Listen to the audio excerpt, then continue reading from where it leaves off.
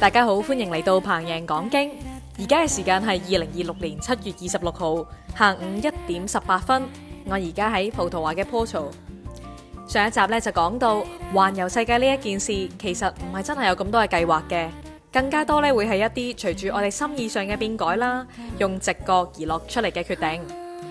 咁我上一集咧就賣咗個關子咯，就講到其實以前咧我從來都唔信直覺嘅，甚至有時候咧我覺得直覺呢一樣嘢咧只係一啲好神經質嘅人啦，諗一樣嘢諗嚟又諗去，覺得嗰件事硬係會發生，而最後呢一樣嘢咧又真係發生咗，於是咧佢哋就可以馬後炮咁講，都話噶啦咁樣。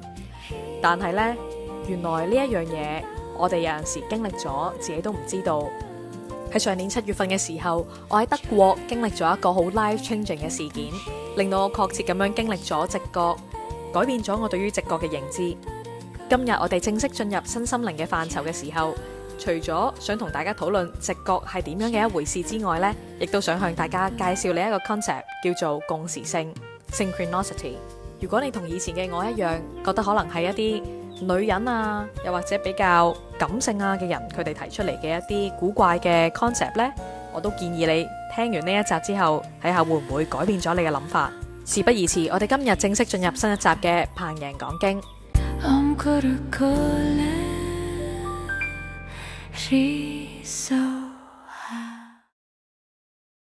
有冇試過有陣時我哋諗起一個人啦，可能佢係我哋好親近嘅人，例如係我哋嘅伴侶啦、屋企人，又或者 close friend。你諗起佢嘅時候呢，佢突然之間打電話俾你，又或者 send 個 message 俾你，咁你就會諗啦，咁啱都有嘅。咁呢一個呢，其實正正就係一個好 common 嘅共時性例子啦。咦，咁呢一啲唔係咁啱得咁巧嘅巧合嚟嘅啫咩？咁同共時性呢一樣嘢有啲咩關係？定係其實共時性就係巧合嘅另一個講法呢？其實佢哋當中嘅分別咧就係講緊巧合就係巧合，共時性咧係一啲有意義嘅巧合。當然啦，講到巧合呢一樣嘢，唔通我話今日我着黃色衫，我冇同你夾過，你咁啱又着黃色衫，咁樣又係共時性咩？咁又唔可以咁講，因為咧呢一樣嘢到底係有意義定係冇意義呢，都係 case by case 嘅。因此咧，如果你今日話，咦，我屋企人，我諗起佢，佢又突然之間揾我，但係我其實覺得兩樣嘢之間呢係冇一個所謂嘅意義存在嘅，咁可能呢，你都唔需要界定佢話，呢一個就係共時性啦。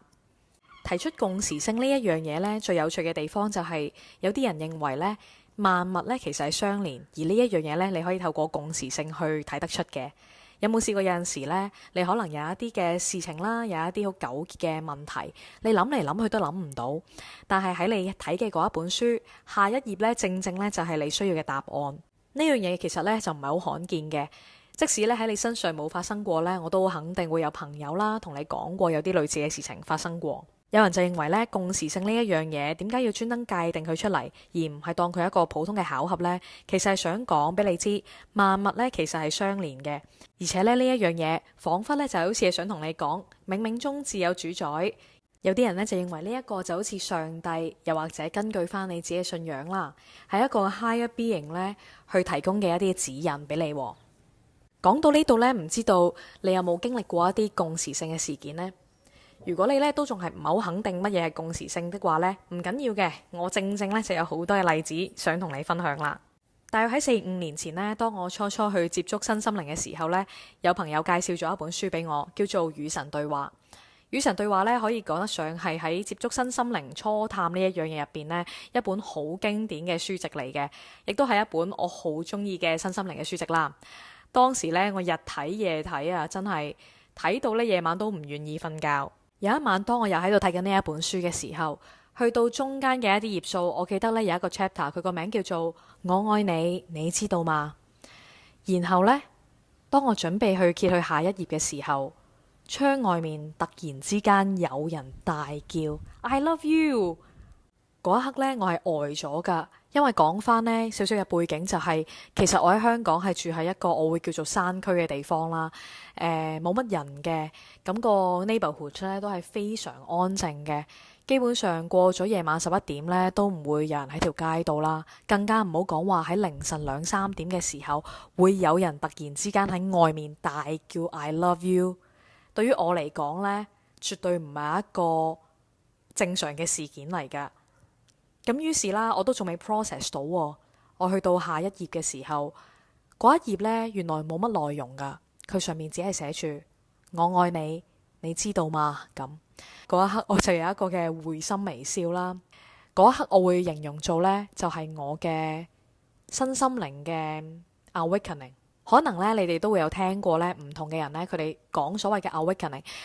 我自己嘅定義入面啦，會係每一個人佢哋真係確信咗呢一樣嘢，而正式咁樣去踏上身心靈呢一個 journey 嘅路途嘅追求。對於我嚟講咧，就係一個嘅 awakening，而呢一個咧就係我自己嘅 awakening 啦。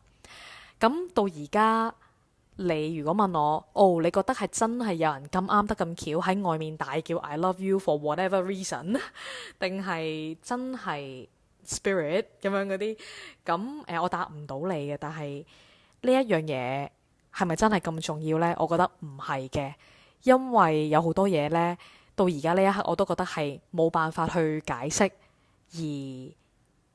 好多嘢都係一個信念咁樣。你可以選擇去相信呢一樣嘢係真實咁樣存在咗啦，你亦都可以選擇去相信咁啱得咁巧啫。咁但係既然呢一個係我自己個人嘅事件嘅話呢，我就選擇咗相信。咁可能咧呢一個會係一個都幾衝擊性啦，同埋好即時性嘅事件。咩叫即時性呢？就係記唔記得一開始我講到呢話共時性呢，其實係一啲你會覺得係有意義嘅巧合啊嘛。但係咧，有陣時好多嘢發生咗之後咧，你唔係即時揾到佢嘅意義出嚟㗎，而係可能過咗一段時間咧，你先至會揾到。而家咧又分享另一個咧，我都覺得幾得人驚嘅事件二咯。咁話說咧，喺我仲讀緊大學嘅時候咧，我以前喺大埔嗰邊返大學啦。有一日咧，我就需要出到去港島區咧做一啲事情。咁我返緊去大埔嘅時候咧，突然之間咧，就喺條街度見到有一架巴士咧收掣唔切，咁然之後就撞咗喺前面嘅私家車度，而且咧唔係輕輕嘅碰撞嚟嘅，都幾大力下噶。咁咧即係都 create 咗啲 momentum 出嚟噶，咁啊即係都撞前咗幾米咁樣嘅。咁嗰一刻咧係我人生第一次真係親眼見到撞車啦。咁唔係話好 dramatic 嘅，咁都有其他人去 take care 呢一件事嘅。咁我只係喺遠處見到，咁我就心諗哎呀陰公咯咁樣，跟住我就離開咗嗰個嘅場景啦。咁到我咧再翻到去大埔咧，因為都仲要轉車，喺寶鄉橋附近嘅時候咧，當時我自己一個人行緊啦，附近都冇乜人噶。咁喺個馬路上面咧，竟然重新咁樣俾我見到一模一樣嘅事情發生喎。又有一架嘅巴士咧，佢收掣唔切，撞咗去前面嗰架私家車嗰度。咁然之後咧，又係都唔係輕輕噶，都係好似啱啱咁樣咧，又係撞前咗幾米嘅咁樣。咁於是咧嗰一刻咧，我又係呆一呆啦，我又係唔知點樣反應啦。咁因為我就心入邊喺度諗，咁奇怪嘅，點解可以喺2-3個鐘頭之內，即係同樣嘅事情會發生2次都有嘅咁樣啦。咁我帶住少少嘅疑惑啦，咁啊 make sure 當時係有人 take care 嗰個場景之後，我都離開咗嗰一度嘅咁樣。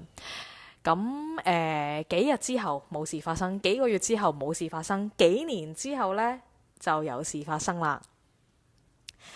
咁有一日呢，我已經係一個成年人啦。咁啊，當時已經要做呢一個成年人嘅責任去返工嘅時候，當時係我返工第2年呢，正值係 COVID， 大家仲要笠住個口罩嘅時候。有一日呢，我就坐住我同事架車喎，咁佢當時呢，好似係車緊我去食飯咁樣啦。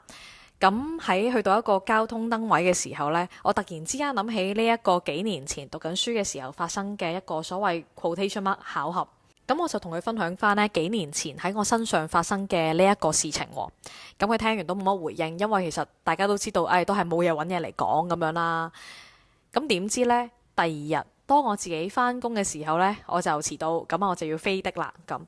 我仲記得當時呢架的士已經係去到學校附近啦。咁我已經見到學校嘅後門。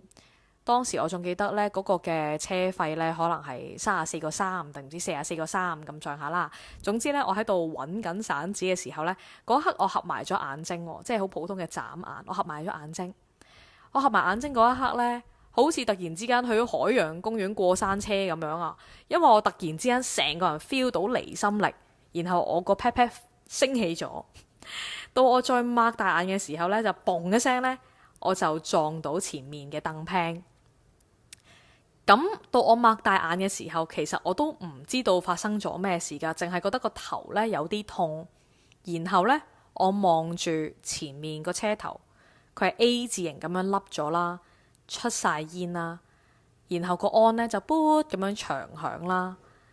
咁到我望到司機軚盤嘅位走咗一個 airbag 出嚟嘅時候呢，我就心諗OK，原來 airbag 呢係咁嘅樣嘅。睇嚟我應該都真係撞車啦咁樣啦。嗰一刻呢，當我知道自己撞車之後，咁我都係做翻啲例行公事啦。咁講翻轉頭，其實撞車呢一件事我都有一啲嘅體會，咁但係就同身心靈無關嘅。咁我哋可以留翻下次再講。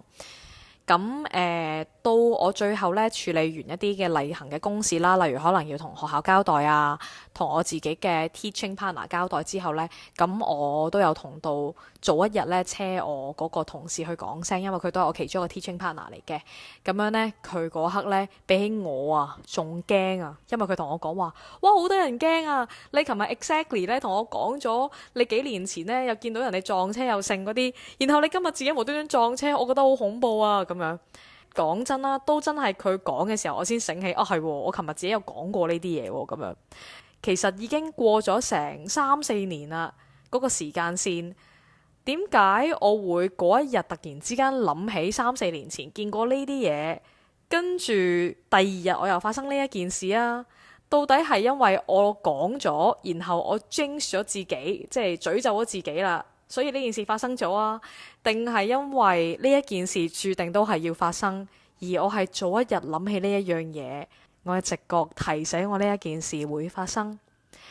雖然我避唔到啦，我留翻俾你去好好咁樣去思考一下啦。去到呢一個位呢，我會講就係其實直覺啦、共時性啦呢一啲嘢呢，有時候都係相輔相成噶。喺呢一個 case 入邊呢，我就會覺得共時性係有意義嘅巧合。呢一個巧合嘅意義呢，彷彿就好似我嘅直覺想提醒我呢一樣嘢會發生，又或者係俾呢一件事嘅開端之前一個小小嘅預告。講到呢度，我哋而家就正式進入直覺係一個點嘅一回事啦。上年7月份呢，當我初初開始環遊世界嘅時候啦，我係好焦慮噶，因為呢，我當時講過啦，就係我唔係好知道環遊世界嘅意義係啲乜嘢，亦都唔知道自己喺度做緊啲乜嘢。咁於是呢，成日呢，我都係好冇心機啦，淨係屈喺屋企啦。當時呢，我 feel 到自己越嚟越唔對路，我好驚自己會屈到病，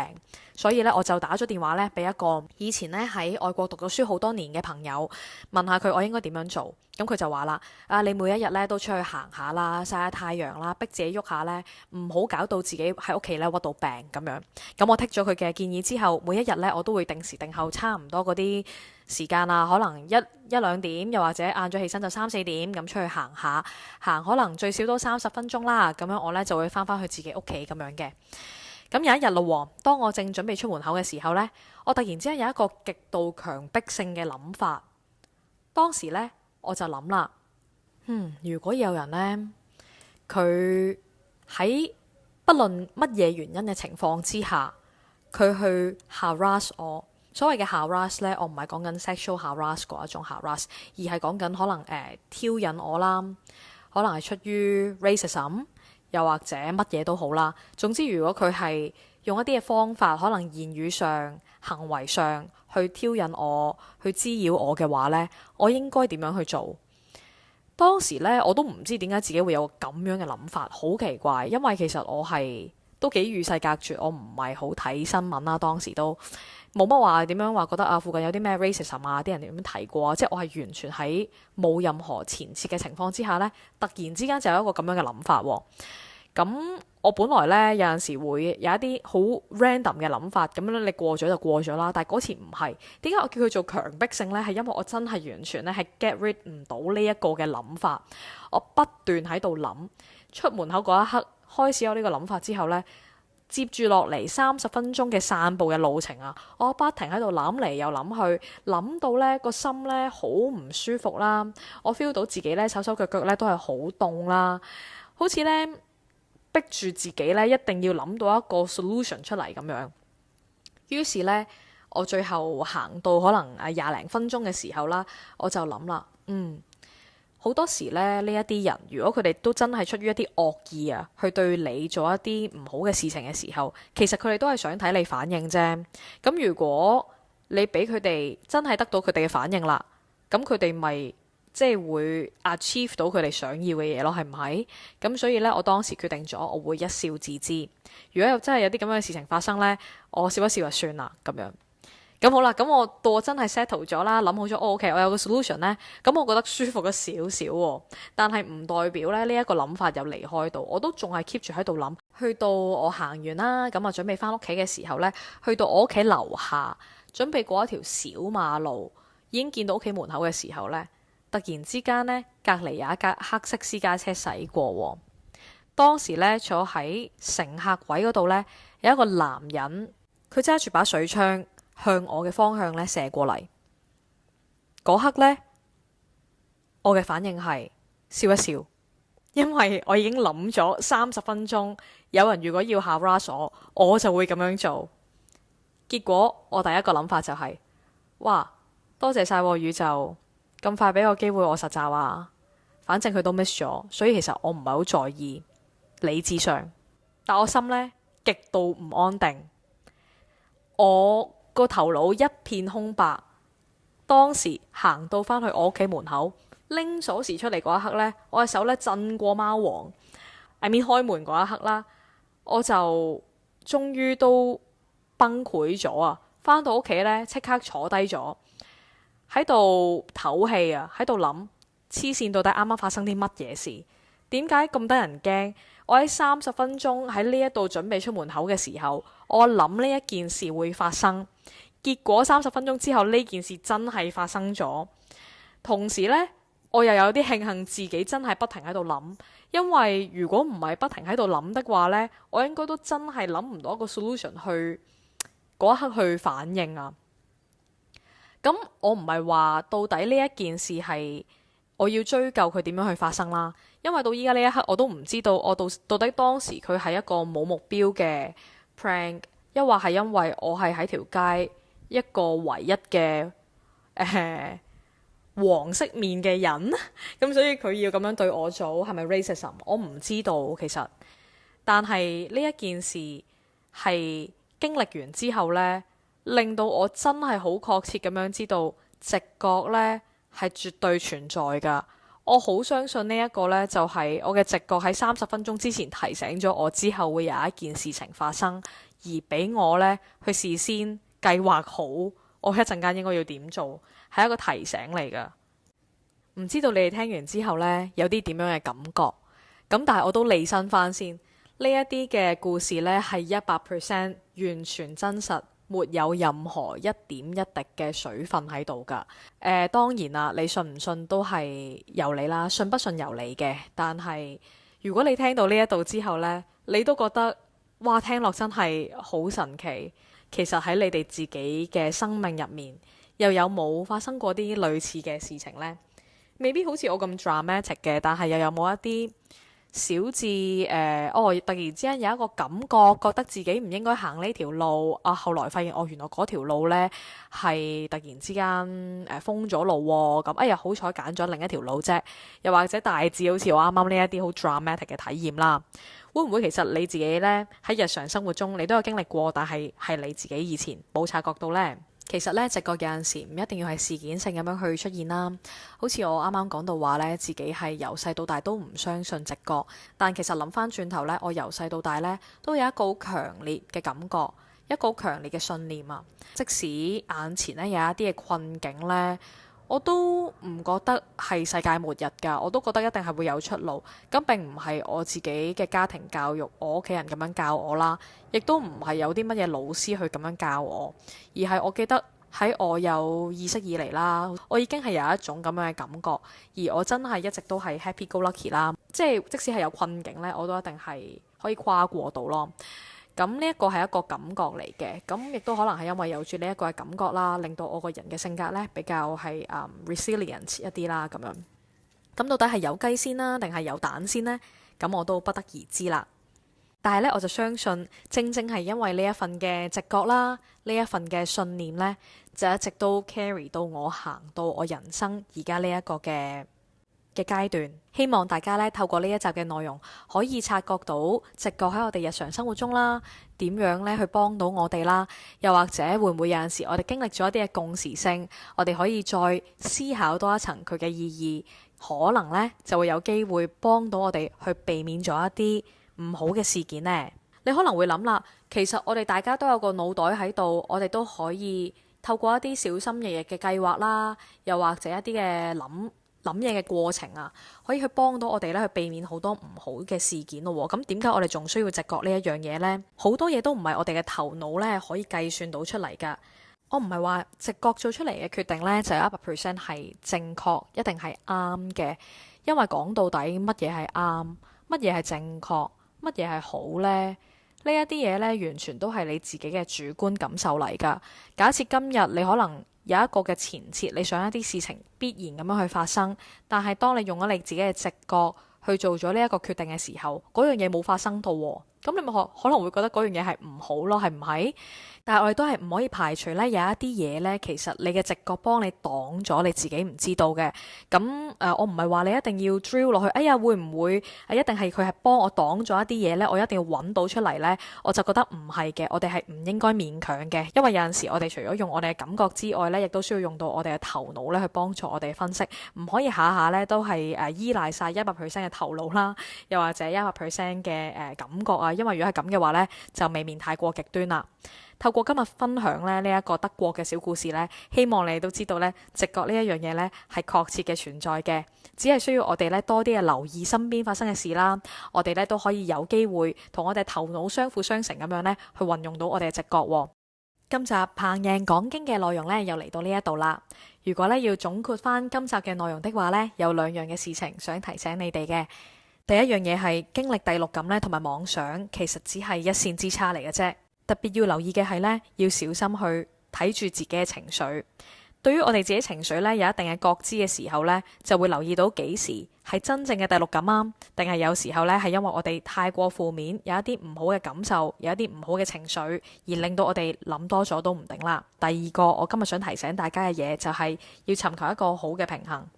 所謂尋求一個好嘅平衡，講緊嘅咧就係我哋嘅頭腦同埋我哋嘅心，我哋嘅感覺。固然之，直覺呢一樣嘢咧喺我哋人生作一啲決定嘅時候咧，扮演住一個都好重要嘅角色嘅。但係千祈唔好唔記得，我哋都仲有我哋嘅頭腦喺度。當然，當我哋100% 咁樣去依賴我哋頭腦去作出任何嘅決定嘅時候咧，難免個人咧就會變到非常之嘅緊繃啦。記住呢2樣嘢咧，其實係相輔相成嘅。我哋嘅頭腦咧已經係頂唔得順嘅時候，記得咧都要適時嘅放手，俾我哋嘅心，俾我哋嘅感覺咧去 take in charge。你嘅頭腦可能可以幫你分析，但係你嘅心、你嘅感覺呢，永遠都知道做啲乜嘢對你嚟講先至係最好噶。今集彭瑩講經嘅內容呢，就嚟到呢一度啦。唔知道你哋今日聽咗一啲關於身心靈嘅小故事之後，會唔會增加咗你哋對於呢一個範疇嘅好奇心呢？好多人呢，其實都對於呢一個範疇唔係好認識啦，可能會以為佢哋就等於迷信，等於風水，又或者可能係一啲神棍嘅嘢喎。希望咧都可以透過分享我嘅一啲小故事啦，我嘅經歷，令到你哋對於呢一樣嘢有更加多嘅認識啦，亦都好歡迎你哋咧喺 inbox 嗰度同我分享翻你哋自己嘅見解。下一集我將會講更多關於身心靈範疇嘅事情，其中一樣想講嘅呢，就係許願啦。你相唔相信願望係會成真嘅呢？如果係我嘅話呢，我就絕對相信願望係100% 會成真。下一集將會同大家分享更加多關於許願嘅事情。下一集彭瑩講經再見，ciao ciao。